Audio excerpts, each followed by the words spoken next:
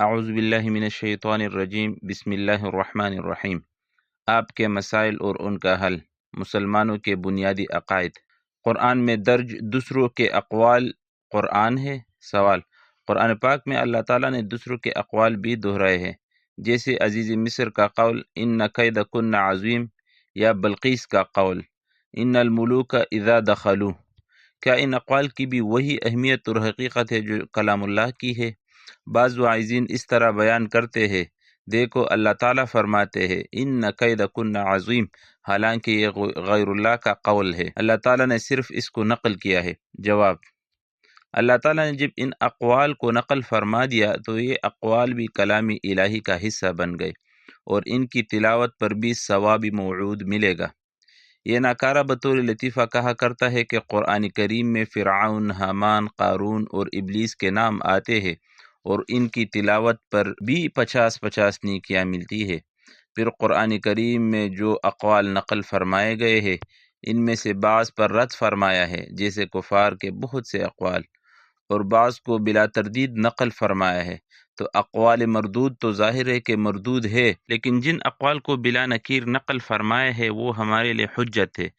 بس عزیز مصر کا قول اور بلقیس کا قول اسی دوسری قسم میں شامل ہے، اور ان کے بارے میں یہ کہنا صحیح ہے کہ اللہ تعالیٰ کا ارشاد ہے کلام الہی میں درج مخلوق کا کلام نفسی ہوگا۔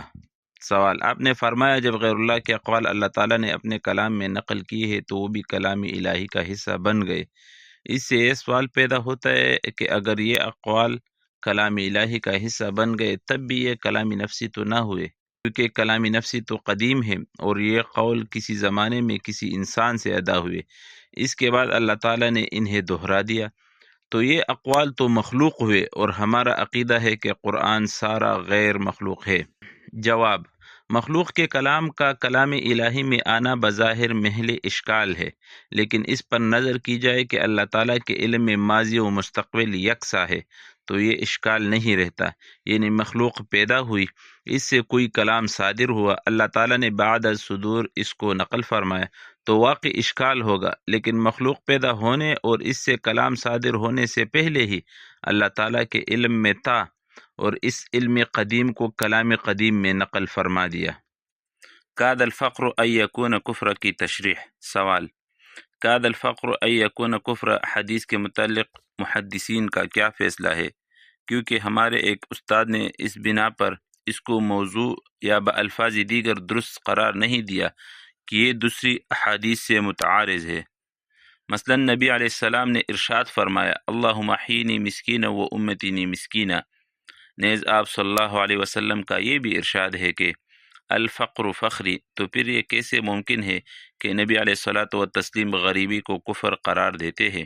ایک اور مولوی صاحب سے اس کے متعلق پوچھا تو انہوں نے فرمایا کہ حدیث کو خواہ درست قرار نہ دینا ٹھیک نہیں، ان کے مطابق دونوں قسم کی احادیث میں یہ تطبیق ہونی چاہیے کہ کبھی کبھار غریبی کی وجہ سے انسان کفریہ طرز عمل کا ارتکاب کر گزرتا ہے، مثلا یوں کہتا ہے کہ اللہ نے بس غربت کے لیے مجھے ہی چنا تھا، وغیرہ وغیرہ کے الفاظ، یعنی غریبی کفر نہیں، احادیث کی روح سے غریبی تو محمود ہی ہے، مذموم نہیں، جیسے کہ اوپر مذکور ہے۔ آپ صرف اتنا فرمائیے کہ مولوی صاحب نے احادیث کا تغارض جو دور کیا ہے وہ درست ہے یا نہیں۔ جواب: موسوعۃ الحدیث النبوی جلد 6 صفحہ 8 میں کاد الفقر ان یکون کفر کے لیے مندرجہ ذیل حوالے دیے گئے ہیں۔ کنز العمال حدیث نمبر 16682، تحاف صدر المتقین جلد 8 صفحہ 150، تاریخ اصفہان جلد 1 صفحہ 290، دور منصور جلد 6 صفحہ 42، الضعفاء العقیلی جلد 4 صفحہ 206، مشکات حدیث نمبر 5051، المعنی عن حمل الاسفار العراقی جلد 3 صفحہ 184 و 229، حلیت الاولیاء جلد 3 صفحہ 53، جلد 8 صفحہ 253، تذکرۃ الموضوعات المفتی صفحہ 174، الدرر المنتشرہ فی الاحادیث المشتہرہ للسیوطی صفحہ 124، العل المتناہیہ لابن الجوزی جلد 3 صفحہ 320۔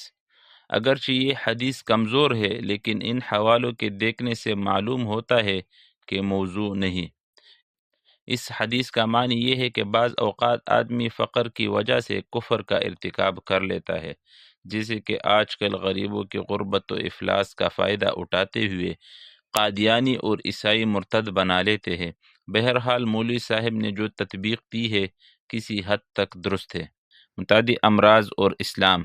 سوال: کیا جذام والے سے اسلام نے رشتہ ختم کر دیا ہے؟ اگر نہیں تو اس کے مریض سے جینے کا حق کیوں چھینا جاتا ہے، اور یہ کیوں کہا جاتا ہے کہ اس سے شیر کی طرح بھاگو اور اس کو لمبی باندھ سے کانا دو؟ جواب: جو شخص ایسی بیماری میں مبتلا ہو جس سے لوگوں کو اذیت ہوتی ہو، اگر لوگوں کو اس سے الگ رہنے کا مشورہ دیا جائے تو یہ تقاضۂ عقل ہے۔ باقی بیماری کی وجہ سے اس کا رشتہ اسلام سے ختم نہیں ہوگا۔ اس بیماری پر اس کو اجر ملے گا۔ اسلام تو مرض کے متعدی ہونے کا قائل نہیں، لیکن اگر جذامی سے اختلاط کے بعد خدا نخواستہ کسی کو یہ مرض لاحق ہو گیا تو ضعیف الاعتقاد لوگوں کا عقیدہ بگڑے گا اور وہ یہی سمجھیں گے کہ یہ مرض اس کو جذامی سے لگا ہے۔ اس فساد عقیدہ سے بچانے کے لیے لوگوں سے کہا گیا ہے کہ اس سے شیر کی طرح بھاگو۔ باقی لمبی باندھ سے کانا دینے کا مسئلہ مجھے معلوم نہیں اور نہ کہیں یہ پڑھا ہے۔ الغرض جذام والے کی تحقیر مقصود نہیں، بلکہ لوگوں کو ایذائے جسمانی اور خرابی عقیدہ سے بچانا مقصود ہے۔ اگر کوئی شخص قوی الایمان اور قوی المزاج ہو، وہ اگر جذامی کے ساتھ کا پی لے تب بھی کوئی گناہ نہیں۔ چنانچہ ان حضرت صلی اللہ علیہ وسلم نے جذامی کے ساتھ ایک برتن میں کانا کھایا ہے۔ مجذوم سے تعلق رکھنے کا حکم۔ سوال: صحیح بخاری شریف کے حدیث مبارکہ میں حضور اقدس صلی اللہ علیہ وسلم کا ارشاد ہے، مجذوم سے بچو۔ فقہ حنفی کا مسئلہ یہ ہے کہ مجذوم کی بیوی کو اختیار ہے کہ وہ فسخ نکاح کرے۔ اب غرض یہ ہے کہ جذام، جسے انگریز میں لیپروسی کہتے ہیں، پہلے ایک لاعلاج اور قابل نفرت بیماری تصور کی جاتی تھی، اب یہ مرض لاعلاج نہیں رہا۔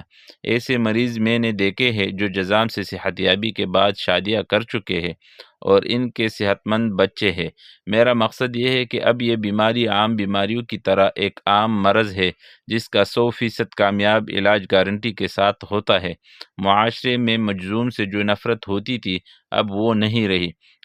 اس بیماری کے جو ڈاکٹرز ہوتے ہیں ان کے حسن اخلاق کا کیا کہنا؟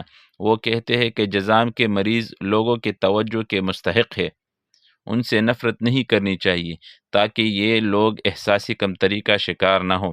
بعض اوقات یہ ڈاکٹرز مجذومین کے ساتھ بیٹھ کر کھانا بھی کھاتے ہیں، ان کے ساتھ مصافحہ بھی کرتے ہیں، گفتگو کرتے ہیں، صحت کے بارے میں پوچھتے ہیں۔ اب تک میں نے کسی سے نہیں سنا کہ کسی مجذوم سے یہ مرض ڈاکٹر یا کسی عام آدمی کو لاحق ہوا ہو۔ اب آپ سے دو باتیں پوچھنی ہیں۔ نمبر 1، حدیث مذکور کا مفہوم یہ معلوم ہوتا ہے کہ یہ بیماری قابل نفرت ہے، اور اس بیماری کے معالجین کہتے ہیں کہ یہ بیماری قابل نفرت نہیں ہے۔ حدیث شریف کا صحیح مفہوم کیا ہے؟ یہ اشکال محض میری جہالت و کم فہمی و کم علمی پر مبنی ہے۔ نمبر 2، فقہ حنفی کا جو مسئلہ میں نے تحریر کیا ہے کہ آج کل کے حالات مذکورہ کے موافق ایک ایسے آدمی کی بیوی کو بھی فسخ نکاح کا اختیار ہوگا جو کہ جذام کی بیماری سے مکمل طور پر صحت یاب ہو چکا ہو؟ جواب: نفیس سوال ہے، اس کا جواب سمجھنے کے لیے دو باتوں کو اچھی طرح سمجھ لینا ضروری ہے۔ ایک یہ کہ بعض لوگ قوی المزاج ہوتے ہیں، ایسے مریضوں کو دیکھ کر یا ان کے ساتھ مل کر ان کے مزاج میں کوئی تغیر نہیں آتا، اور بعض کمزور طبیعت کے ہوتے ہیں اور اکثریت اسی مزاج کے لوگوں کی ہے۔ ان کی طبیعت ایسے موذی امراض کے مریضوں کو دیکھنے اور ان سے میل جول رکھنے کے متحمل نہیں ہوتی۔ دوم یہ کہ شریعت کے احکام قوی و ضعیف سب کے لیے ہے، بلکہ ان میں کمزوروں کی رعایت زیادہ کی جاتی ہے۔ چنانچہ امام کو حکم ہے کہ وہ نماز پڑھاتے ہوئے کمزوروں کے حال کی رعایت رکھے۔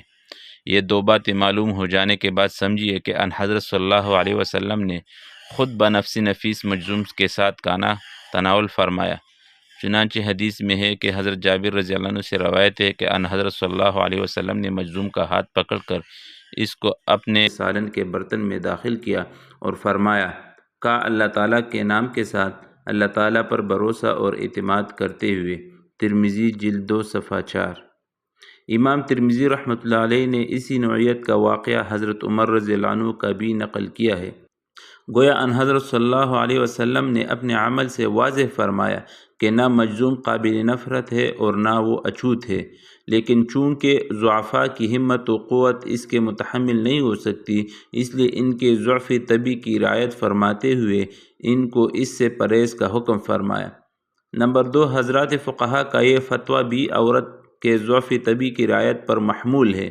پس اگر مجذوم کا صحیح علاج ہو جائے تو عورت کو نکاح فسخ کرانے کی ضرورت نہیں ہوگی، اور نہ حضرات فقہا کا یہ فتویٰ اس پر لاگو ہوگا۔ موثری حقیقی اللہ تعالیٰ ہے، نہ کہ دوائی۔ سوال: میرے ایک سوال کا جواب آپ نے دیا ہے جس سے میری ذہنی پریشانی ابھی تک ختم نہیں ہو سکی۔ میں دوبارہ آپ کو تکلیف دے رہی ہوں، امید ہے آپ مجھے معاف کر دیں گے۔ میرا سوال یہ تھا کہ کیا دوائی کھانے سے بیٹا پیدا ہو سکتا ہے؟ جس کے جواب میں آپ نے لکھا ہے کہ بیٹا بیٹی خدا ہی کے حکم سے ہوتے ہیں اور دوائی بھی اسی کے حکم سے مؤثر ہوتی ہے، اس لیے اگر یہ عقیدہ صحیح ہے تو دوائی کے استعمال میں کوئی حرج نہیں۔ گستاخی معاف۔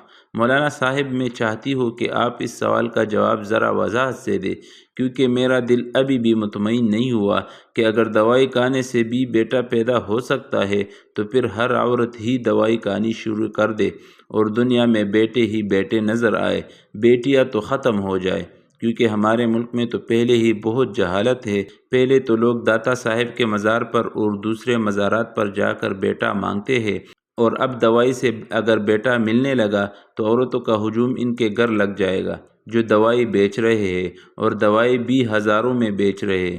کیا یہ شرک نہیں ہوگا؟ جبکہ اللہ تعالیٰ نے فرمایا ہے، میں جس کو چاہتا ہوں بیٹا دیتا ہوں، جس کو چاہتا ہوں بیٹی دیتا ہوں۔ جب اللہ نے دینا اپنی مرضی سے ہے تو دوائی کیا اثر کر سکتی ہے؟ جواب: میری بہن، دواؤں کا تعلق تجربے سے ہے، پس اگر تجربے سے ثابت ہو جائے، محض فراڈ نہ ہو کہ فلاں دوائی سے بیٹا ہو سکتا ہے، تو اس کا جواب میں نے لکھا تھا کہ دوائی کا مؤثر ہونا بھی اللہ تعالیٰ کے حکم سے ہے۔ جیسے بیماری سے شفا دینے والا تو اللہ تعالیٰ ہے، لیکن دوا دارو بھی کیا جاتا ہے اور اس کا فائدہ بھی ہوتا ہے، تو یوں کہا جائے گا کہ جس طرح اللہ تعالیٰ بغیر دواؤں کے شفا دے سکتے ہیں اور دیتے ہیں، اسی طرح کبھی دوائی کے ذریعے شفا عطا فرماتے ہیں۔ دوائی شفا نہیں دیتی بلکہ اس کا وسیلہ اور ذریعہ بن جاتی ہے، اور جب اللہ تعالیٰ چاہتے ہیں دوائی کے باوجود بھی فائدہ نہیں ہوتا۔